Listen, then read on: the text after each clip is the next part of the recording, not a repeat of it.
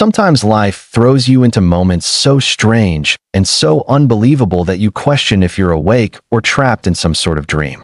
For Ethan Miles, a single dad juggling two part-time jobs and raising a 7-year-old daughter, that moment came on a rainy Wednesday morning inside a coffee shop that smelled like burnt espresso and tired hope.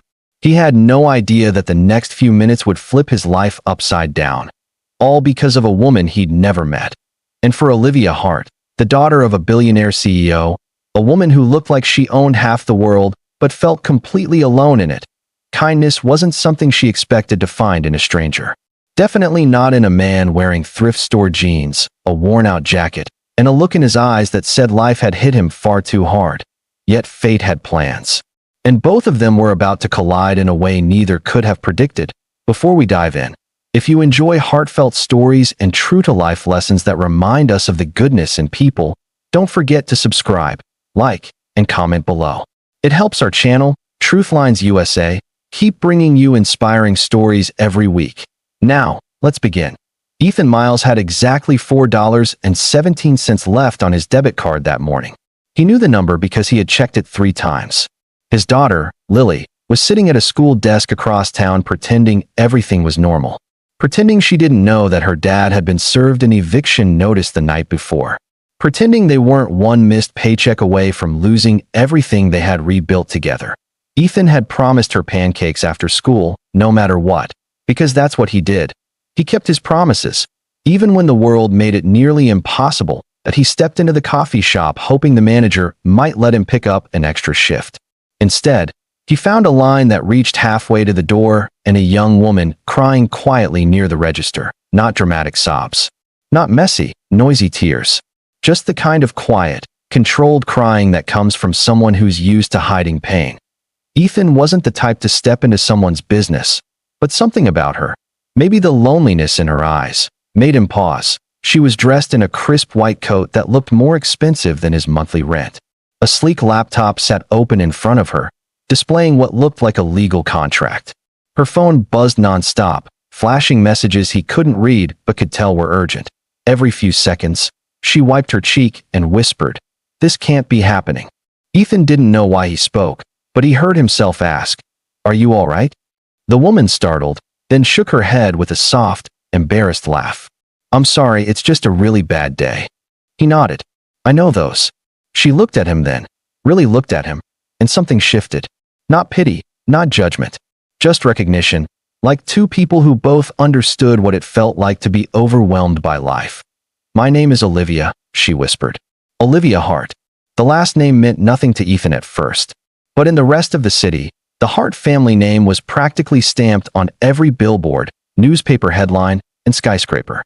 Olivia Hart, the only daughter of Jameson Hart, tech mogul and CEO of Hart Global Solutions.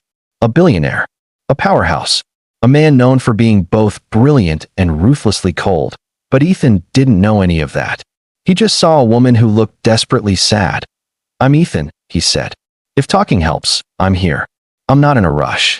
The truth was, he had nowhere to rush to. Olivia hesitated, then exhaled shakily. "My father is forcing me into an arranged marriage," she said. "A business deal. A merger disguised as a relationship." She blinked hard. "I have 30 days to choose someone acceptable, or he picks for me." Ethan's eyebrows rose. He nearly laughed at how ridiculous it sounded, but her trembling hands told him it was real. "Wow," he said softly. "And you don't want to?" "I want my own life," she whispered. "I want freedom, kindness, love. Not a merger." She swallowed. "But I'm trapped."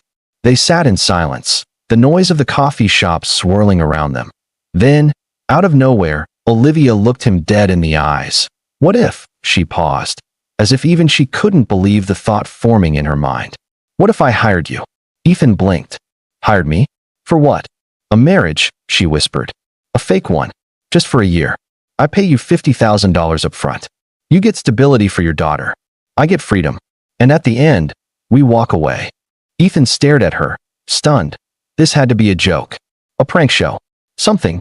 But Olivia wasn't smiling. Her eyes weren't desperate. They were hopeful. "Why me?" he asked quietly. "Because you're kind," she said. "You saw a stranger crying and cared. Everyone in my world sees weakness and smiles. You didn't." Ethan shook his head, overwhelmed. You don't even know me. I know enough, she said. The next hours were a blur. They talked. They asked questions. They laid out rules, boundaries, expectations. Olivia wasn't asking for romance or affection. She was asking for a shield, someone her father couldn't manipulate or threaten. And Ethan, he thought of Lily. He thought of the eviction notice taped to their door. He thought of the nights she cried quietly because she missed her mom, who had passed when Lily was $4,50,000 meant a home, food, safety, a chance to breathe again. By the time their coffee grew cold, they had a contract drafted by Olivia's lawyer. Ethan signed it with shaking hands. A year-long marriage, a partnership built on mutual benefit, not loved at least, not at first. The weeks that followed changed both their lives in ways neither could have imagined. Olivia stepped into Ethan's world with a softness that surprised him. She helped Lily with homework. She cooked, badly, but with enthusiasm.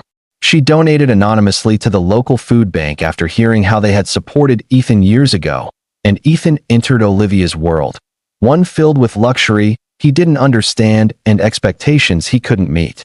But Olivia never mocked him. She defended him fiercely when others looked down on him. Their fake marriage became a friendship, and their friendship became something deeper, but neither dared name it. Not when their entire relationship was built on a contract. Not when the truth could break them. Trouble came when Olivia's father invited them to a gala. Ethan showed up in a borrowed suit, holding Olivia's hand like it was the only thing grounding him. Her father, Jameson Hart, took one look at Ethan and smirked. This is your choice, he said. A man with nothing to offer? Ethan felt shame burn through him. He wanted to walk away, but Olivia squeezed his hand harder. He offers kindness, she said. Something money can't buy. Her father scoffed. Love won't run a company. I don't want your company, she whispered. I want my life. Jameson stepped closer. You think this marriage is real?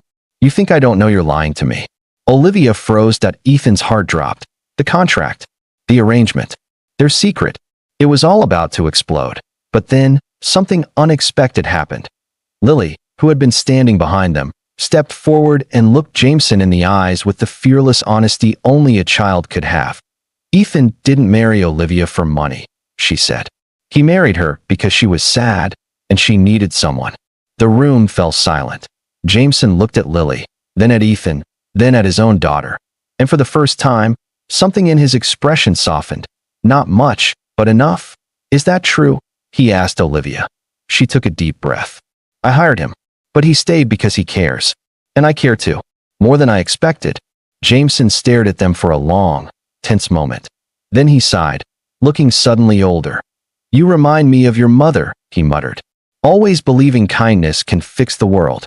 Olivia's eyes watered. Maybe it can. Jameson didn't bless their marriage. He didn't hug them or congratulate them.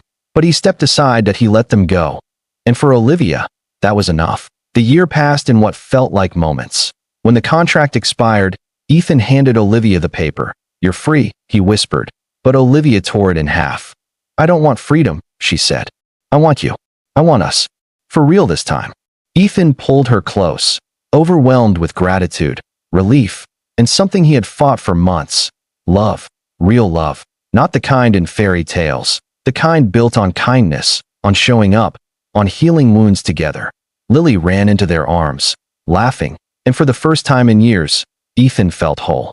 Kindness didn't just save Ethan. It didn't just free Olivia. It connected two broken worlds and built something beautiful in the space between them. And it reminded everyone watching their story, everyone who doubted, everyone who feared, everyone who struggled, that kindness isn't weakness, it's strength, it's power, it's the quiet force that can change a life, or two, or three. As you go about your day, remember this. You never know whose life you might change with one small act of kindness. Just one moment of care, one honest smile, one brave word. And if this story touched your heart, share it, like it, and tell us your thoughts below. Because here at Truthlines USA, we believe kindness is the greatest story we can ever tell.